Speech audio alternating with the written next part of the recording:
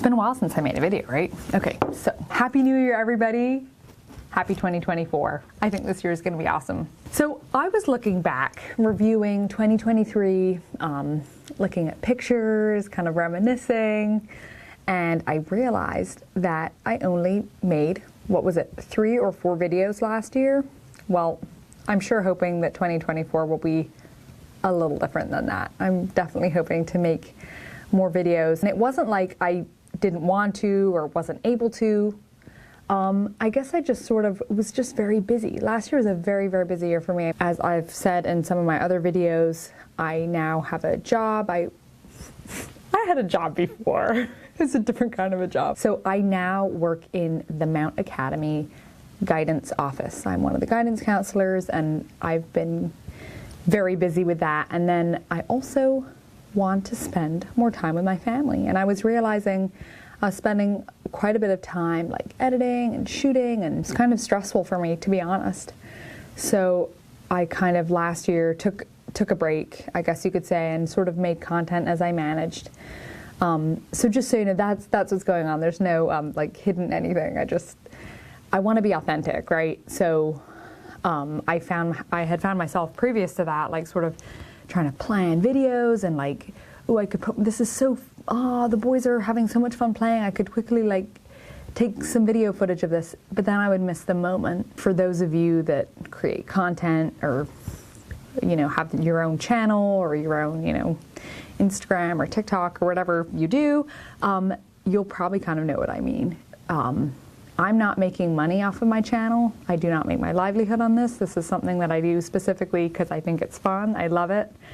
It's kind of like a creative outlet for me, and I love having back and forth with you, and most of all, I love just being an encouragement to you and just to be like joyful, because that's something that I just love. I just love it. I don't know what else to say. I don't really have an excuse for it, except that I love talking. And most people who live with me know that. So this is also just a way that I can, you know, get some of that verbiage out there, right? So just wanted to say that to you. So it's, for me, it's like my family first, my community first. And for those of you who watched my videos in the past, you'll kind of know some of the things that we do. There's a lot of opportunities for us to be together as a family. To educate my children, to teach them things that I know, teach them things my parents taught me. Like, I love baking and cooking with my kids. That's like one of my favorite things. But doing that kind of thing with them, you know, puzzles, games, all that kind of stuff. I want to take time for them and be intentional when they are here, because they spend a lot of time in school. And Xander goes to playgroup while I'm working, and that work has taken a great uptick. For those of you that don't know, school counselors, guidance counselors do a lot for students, helping them get ready for college, helping figure out, you know, classes, helping just being a place where kids can come talk if they need help with anything, be it switching out of a class into a new one, maybe adding a gym or a study hall, or they're having maybe some difficulties with, you know, parents, with their parents or with teachers or with friends, whatever the issues are, or even just to come say hey and hang out. I always have snacks, and I love it when kids come by. So it's family, community, and my work are my priority right now.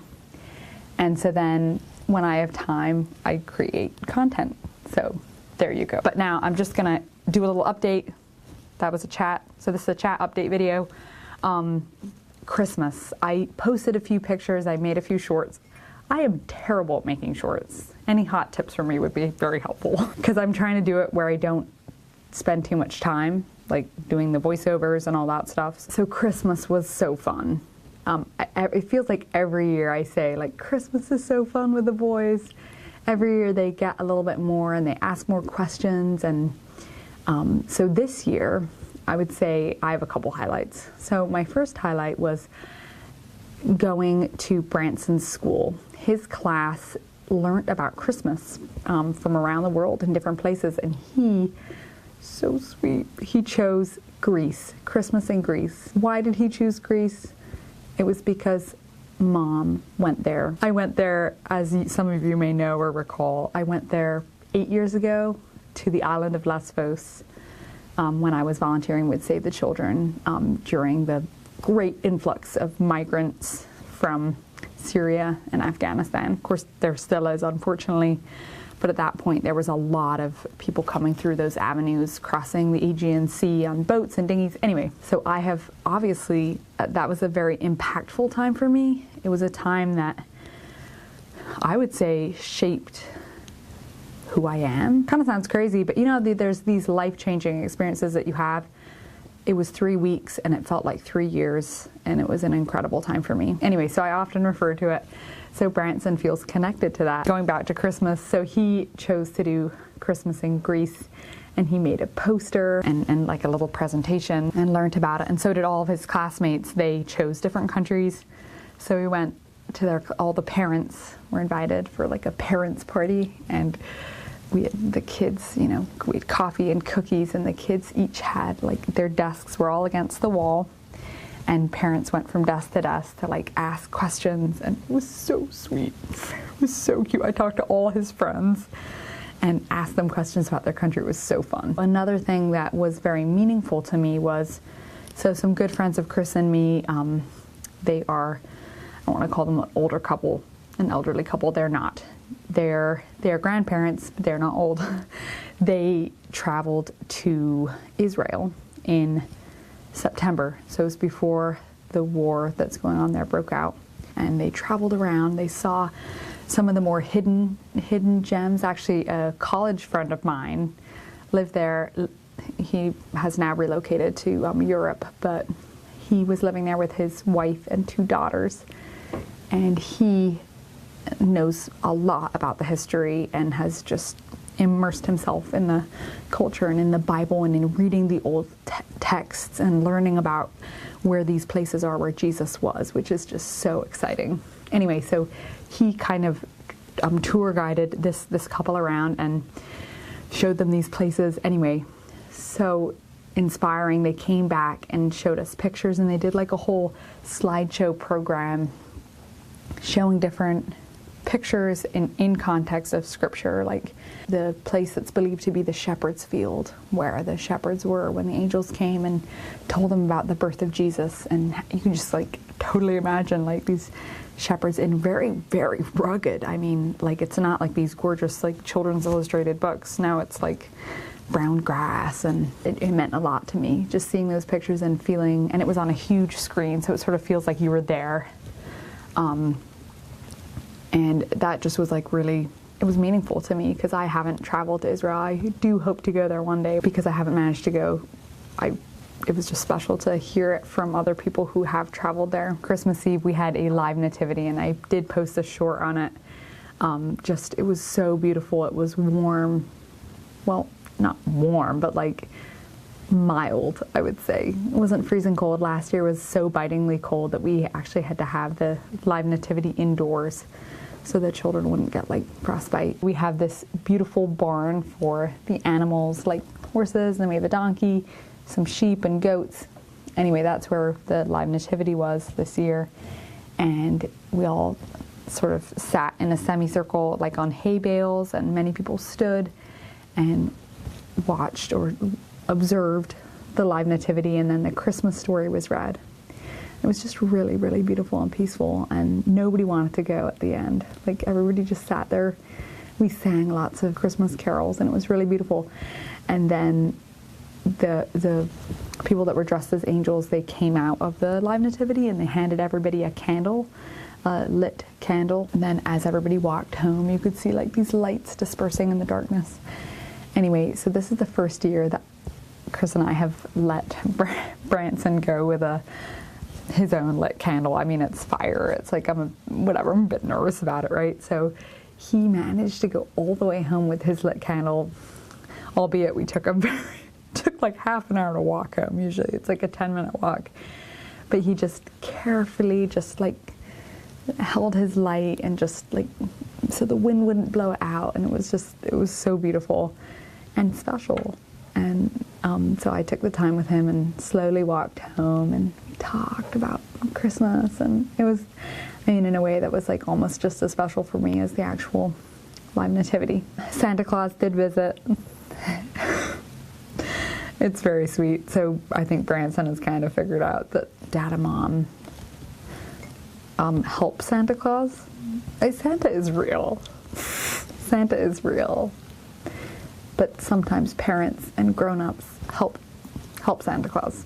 So he was very big brotherly about it with his younger brother's Ed. Anyway, so Santa did visit, and we did stockings and one gift each for the boys. I know I've mentioned in some of my other videos, like, materialism can be distracting, and I want my kids and I for myself want to be focused on the real meaning of Christmas, right? Because it's about Jesus being born in a manger and having our hearts touched by that. But I do think it is fun to celebrate and have a good time, and I think it's great if Santa Claus brings presents. So it's quite frankly, it's nice for them to have a couple toys to play with. Otherwise, it can get kind of exciting with two lively boys, and it gets dark earlier in the evenings and pretty chilly, so we can't be outdoors as much. Then I think I've mentioned in some of my previous videos that Chris and I are youth counselors to the high school age students that live at the Mount community. So just really quickly, briefly, the Mount community houses the Bruderhof run high school. All the students who live here go to school at that school. We welcome students from the wider community. We welcome staff from the wider community. It's really great. Love working there. I can tell more about it on a different video. But we do have staff living here at the Mount community with high school age kids. So Chris and I get to be the counselors for the high school group, we call them. And so this year we did some fun activities with them over the Christmas holidays. One of the days we went and just played games in the gym nearby, and we watched a movie and ate popcorn and did that kind of thing. And then just this last week, just before the New Year's, we went up to Albany, and first we went skating in a little skating rink because it hasn't been cold enough here for real skating. Like out on the there's a swamp out there, like just behind our house. Really nice for skating, but it just hasn't been cold enough. So we took the kids to a rink, and it was fun. I mean, they went round and round and round on the ice, but at least, even if we don't get proper ice here, at least they'll have had that one skating experience. And then we went to the PBR bull riding show, which was totally nuts. Like, I have never been to something like that before. Like, we went in the summer to watch a baseball game, Mets game, which was fun. Like, I've just a cultural experience, never done it before. I personally am not super into sports, but a lot of people here are like hardcore, Mets or Yankees fans. We live in New York, and my husband Chris is a diehard Steelers fan. I don't live and breathe sports, as you may notice. Anyway, so this PBR bull riding was insane. It was so fun. Everybody wore their jeans and their flannels and cowboy hats, and we just went and screamed our lungs sore. And it was just really fun and well put together show, very enjoyable. I didn't know I could get so into something like that. It was very fun. So that was a couple days before New Year's, and then New Year's. I've said this a couple times in my videos before. I feel like I keep saying that. Maybe I shouldn't say that. Anyway, doesn't matter. So New Year's Eve at the Bruderhof is one of my favorite times of the year. I don't know what it is, but I just love New Year's. Just the thought of, here's a chance to start again, to make new promises, to make new on everything, be it, I don't know, better teeth brushing, or just getting up on time, or taking, restarting again on, reading scripture, daily. I just love this as a time to restart, because of course in holidays, the high school is closed down. You kind of, get into this sort of, the schedule's different. The kids aren't in school, so, we're sleeping in more. There's a lot more sugar being consumed. But then you can kind of like New Year's, restart. One thing that I absolutely love about New Year's is we have a New Year's Eve service, or New Year's Eve meeting, where the whole community, I think it's actually 3rd grade, so 10 years, the 10-year-olds on up through the older people and those that, manage to come. We'll gather around 10:30 or so in the communal space, so like in our community center here. So this year our service was everybody contributing something. Beforehand, people prepared different readings or things that were meaningful to them, and then you could speak in a microphone and light a candle, or you could just get up and light a candle without saying anything. So a lot of people lit candles and said wishes, and it was very meaningful, because I just love hearing what everybody's thinking about and the things people are praying for, also the things that are burdening or challenging. Like right now we have a few of our members very, very sick with cancer, and if you could spare a prayer for them, that would be very appreciated. So quite a few candles were lit for them.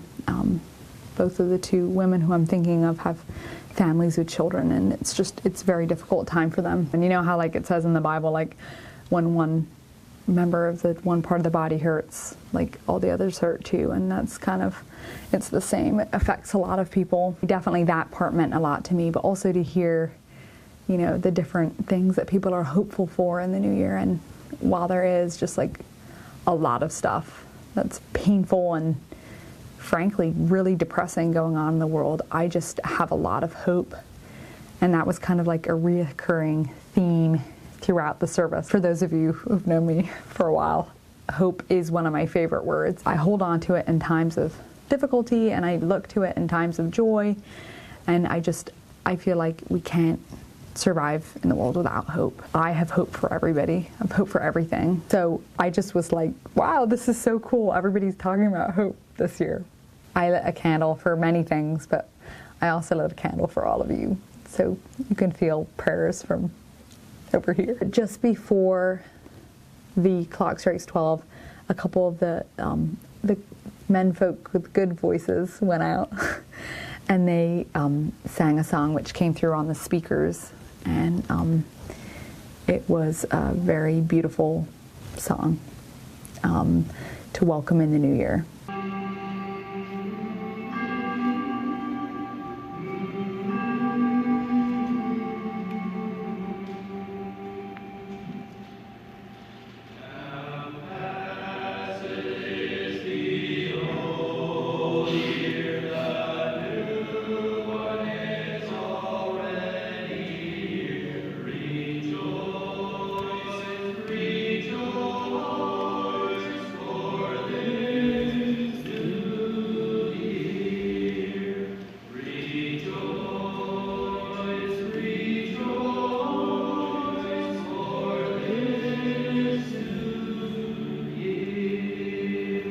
They did a really beautiful job.